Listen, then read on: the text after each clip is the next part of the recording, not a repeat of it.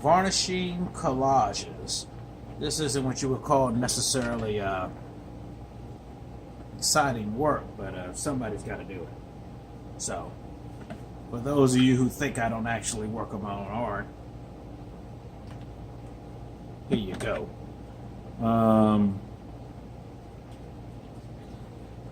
What I tend to do is use a product by Jerry's Artorama. It's called Studio Acrylic. It's a medium in varnish. I tend to use a fan brush and come in and tend to use broad strokes, move the medium around, or the varnish around, get even application. This is a piece called Ancestors. So I use a satin finish instead of a gloss. Gloss tends to make a piece too shiny.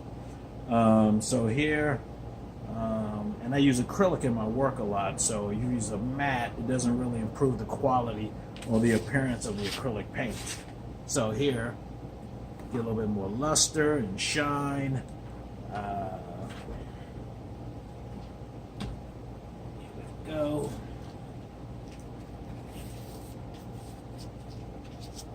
You know, I've been thinking a lot about these works and where I'm going with this and plans to them on size of the pieces and the number of them I'm going to make. The collages are quite precious and personal to me. I get many requests to make more of them and to exhibit them more. I don't. I guess they have an intimacy. They're very autobiographical. Strange enough, I have a collage I started, I would say probably it's when my sister passed. So that was probably 10 years ago.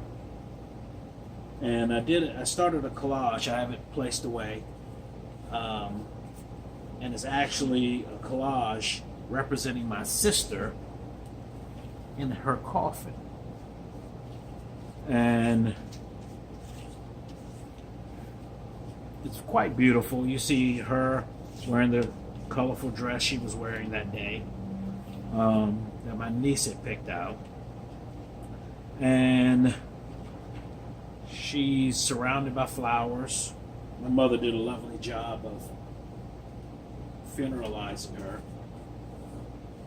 And then over you see these doves flying over representing the Holy Spirit. And I guess I just wanted to imagine the Lord ushering her into heaven. You know, I don't ultimately know where my sister will spend eternity, but in these works, you see these doves floating overhead. And so in that collage, addressed something that was very, very intimate, very personal, is the death of one of my siblings. And in all my work, I kind of tell these personal narratives.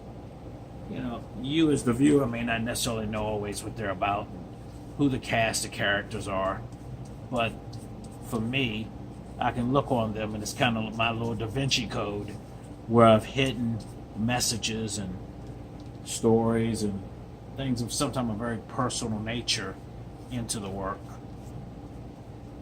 And they come to life for me. So, I got a problem here. All right, I'll fix that later.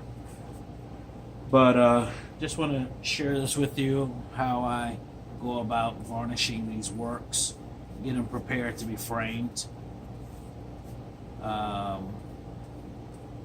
This varnish is spectacular. It takes probably a good 24 hours for it to dry properly and to seal the work. And it keeps it from fading and deteriorating, gives it a beautiful surface. And there we go. Well, I got many more to do, but I just want to share that with you. get so many questions about how I do things and my process, and frankly, when I'm working on something, I try to work very systematically. That way I'm more efficient. That's from my training and background when I worked in commercial art, and where you were required to work. And also when I was in art school, I went to a very demanding art school, and was much required of us, and we had to produce a lot of work in a relatively short period of time. And so there wasn't even much room to lollygag if you wanted to be successful. Now, if you wanted to just mess around and get high all the time, I mean, I knew folks that did that all the time. But if you really wanted to produce quality work and get the job done and get quality grades, you find ways to make things happen. So those same kind of approaches I brought into these works and how I work now carried me throughout my lifetime as an artist. So enough of that. So thank you for taking time to view this. I'll put this video up on YouTube or share parts of it on Instagram. So thanks a lot. Take care. Bye.